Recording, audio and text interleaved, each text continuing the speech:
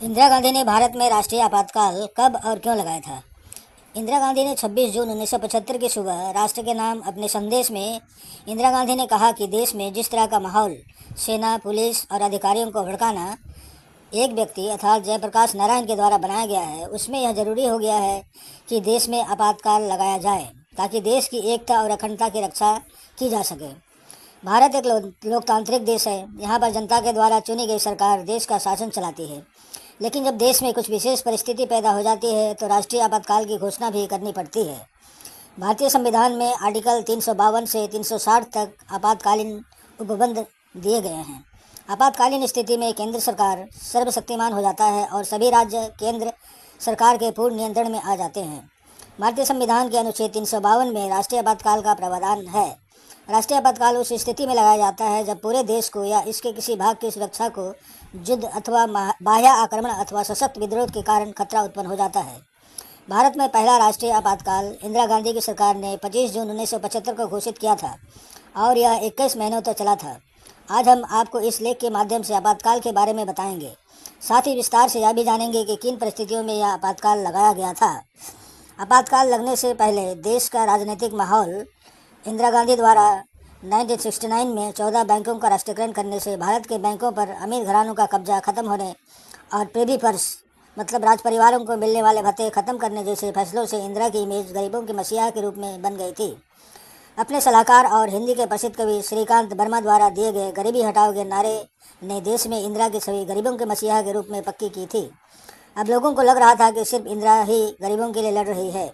यही कारण है कि जब मार्च 1971 में देश में आम चुनाव हुए तो कांग्रेस पार्टी को जबरदस्त जीत मिली थी। कुल 518 सीटों में से कांग्रेस को 2/3 से भी ज़्यादा 352 सीटें हासिल हुई थी। इस चुनाव में इंदिरा गांधी भी उत्तर प्रदेश की रायबरेली लोकसभा सीट से 1 लाख से भी ज़्यादा वोटों से चुनी गई थी। उन्होंने अपने प्रतिद्वंदी और संयुक्त सोशलिस्ट पार्टी के प्रत्याशी राजनारायण को हराया था। राजनारायण उत्तर प्रदेश के वाराणसी के प्रखर समाजवादी नेता थे। उनके इंदिरा गांधी से कई मामलों में नीतिगत मतभेद थे, इसलिए वे कई बार उनके खिलाफ रायबरेली से चुनाव लड़े और हारते रहे। बस 1971 में भी उन्हें हार का मुंह देखना पड़ा, लेकिन उन्होंने इंदिरा गांधी की इस जीत को इलाहाबाद हाईकोर्ट में चुनौती दी और यहीं से शुरू होता है देश के राजनीतिक उथल पुथल का दौर।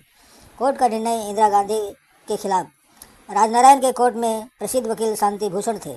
हाईकोर्ट में दायर अपनी याचिका में राजनारायण ने इंदिरा गांधी पर सरकारी मशीनरी और संसाधनों के दुरुपयोग और भ्रष्टाचार का आरोप लगाया था।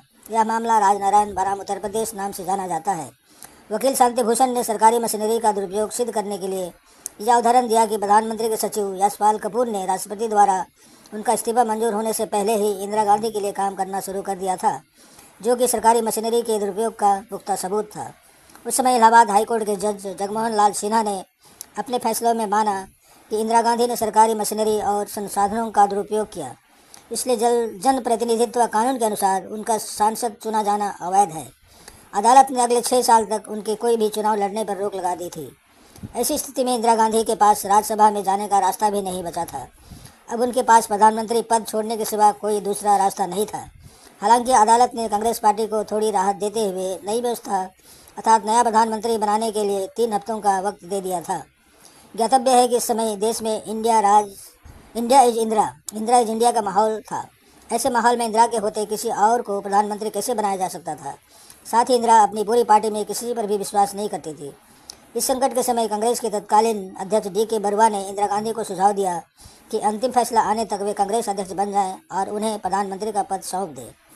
पत्रकार इंदर मल्होत्रा के अनुसार जब प्रधानमंत्री आवास पर यह चर्चा चल रही थी, उसी समय वहाँ संजय गांधी आ गए। उन्होंने अपनी मां को कमरे से बाहर ले जाकर सलाह दी कि वे इस्तीफा ना दें। उन्होंने इंदिरा गांधी को समझाया कि यदि उन्होंने प्रधानमंत्री का पद किसी और को दिया तो फिर वह व्यक्ति इसे नहीं छोड़ेगा और आपके द्वारा पार्टी में बनाई गई पकड़ खत्म हो जाएगी। इंदिरा गांधी अपने बेटे के तर्कों से सहमत हो गई और उन्होंने तय किया कि वे इस्तीफा देने के बजाय 3 हफ्तों की मिली मोहलत का फायदा उठाते हुए इस फैसले को सुप्रीम कोर्ट में चुनौती देंगी। इस केस की सुनवाई जज जस्टिस B.R. कृष्ण अय्यर ने की थी। जज ने अपने फैसले में कहा कि वे इलाहाबाद हाईकोर्ट के फैसले पर पूर्ण रोक नहीं लगाएंगे। सुप्रीम कोर्ट ने इंदिरा को प्रधानमंत्री बने रहने की अनुमति तो दे दी, लेकिन कहा कि वे अंतिम फैसला आने तक सांसद के रूप में मतदान नहीं कर सकती। कोर्ट की उठापटक के बीच बिहार, गुजरात में कांग्रेस के खिलाफ छात्रों का आंदोलन भी उग्र हो रहा था। बिहार में इस आंदोलन को हवा दे रहे थे जयप्रकाश नारायण। सुप्रीम कोर्ट के फैसले के अगले दिन यानी 25 जून को दिल्ली के रामलीला मैदान में जयप्रकाश नारायण की रैली थी। जयप्रकाश ने इंदिरा गांधी के ऊपर देश में लोकतंत्र का गला घोटने का आरोप लगाया। रामधारी सिंह दिनकर की एक कविता के अंश सिंहासन खाली करो कि जनता आती है का नारा बुलंद किया था। जयप्रकाश ने विद्यार्थियों, सैनिकों और पुलिस वालों से अपील की कि वे लोग इस दमनकारी निरंकुश सरकार के आदेशों को न मानें, क्योंकि कोर्ट ने इंदिरा को प्रधानमंत्री पद से हटने को बोल दिया है। बस इसी रैली के आधार पर इंदिरा ने आपातकाल लगाने का फैसला किया था। इसके अलावा इन कारणों ने भी इंदिरा को आपातकाल के लिए मजबूर किया था। पहला, इंदिरा के खिलाफ पूरे देश में जन आक्रोश बढ़ रहा था। इसमें छात्र और संपूर्ण विपक्ष एकजुट हो गए थे। कोर्ट के आदेश ने इंदिरा की हालत को पंगु बना दिया था, क्योंकि इंदिरा अब संसद में वोट नहीं डाल सकती थी और उनको पार्टी के किसी नेता पर भरोसा भी नहीं था। तीसरा, इसके अलावा इंदिरा को लगा कि जयप्रकाश के आह्वान पर सेना तख्त पलट सकती है। ऊपर दिए गए हालतों में इंदिरा को आपातकाल लगाने का सबसे बड़ा बहाना जयप्रकाश द्वारा बुलाया गया असहयोग आंदोलन था। इसी आधार पर इंदिरा ने 26 जून 1975 की सुबह राष्ट्र के नाम अपने संदेश में कहा कि जिस तरह का माहौल अर्थात सेना, पुलिस और अधिकारियों के भड़काना देश में एक व्यक्ति अर्थात जयप्रकाश नारायण के द्वारा बनाया गया है, उसमें ज़रूरी हो गया है कि देश में आपातकाल लगाया जाए। इस प्रकार देश में पहला राष्ट्रीय आपातकाल 25 जून 1975 में लागू किया गया था, जो कि 21 महीने अर्थात 21 मार्च 1977 तक चला था। उस समय देश के राष्ट्रपति फखरुद्दीन अली मोहम्मद थे। इंदिरा गांधी द्वारा देश में लगाया गया आपातकाल भारत के राजनीतिक इतिहास की एक अमिट घटना बन गया है। उम्मीद है कि अब आप ठीक से समझ गए होंगे कि देश में आपातकाल कब और क्यों लगाया गया था। समाप्त। धन्यवाद।